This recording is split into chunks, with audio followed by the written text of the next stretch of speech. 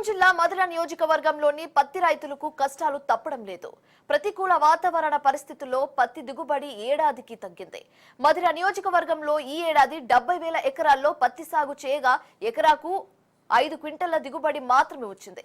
వచ్చిన కొద్ది పాటి పత్తిని అమ్ముకుందామని మధురలోని జిన్నింగ్ మిల్లులో ఏర్పాటు చేసిన సిసిఐ కొనుగోలు కేంద్రానికి వెళ్తే తేమ శాతం పేరుతో ధరలో కోత పెడుతున్నారు. దీంతో రైతులు చేసేదేమీ లేక గ్రామాల్లో పత్తి దళారులను ఆశ్రయిస్తున్నారు.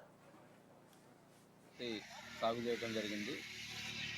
ఆ క్రమంలో వర్షాల వల్ల దెబ్బతింటం వల్ల ఏటా 12 నుంచి 15 క్వింటాలు పత్తి వచ్చేది ఎకరానికి వచ్చేసి.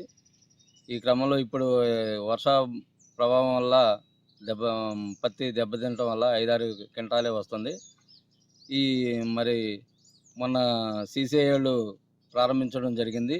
ఆ పత్తి అమ్మటానికి పోతే దాదాపుగా దాని ఖరీదు కింటా వచ్చేసి 4,000 నుంచి 5,000గా పత్తి దళారులు వేటాడి రైతాంగాన్ని దెబ్బతీస్తున్నారు. కాబట్టి తక్షణమే మరి సీసీఐని అధికారులు స్పందించి, ప్రభుత్వం కూడా స్పందించి మంచి సీసీఐ నుంచి కొనుగోలు చేసే విధంగా చర్యలు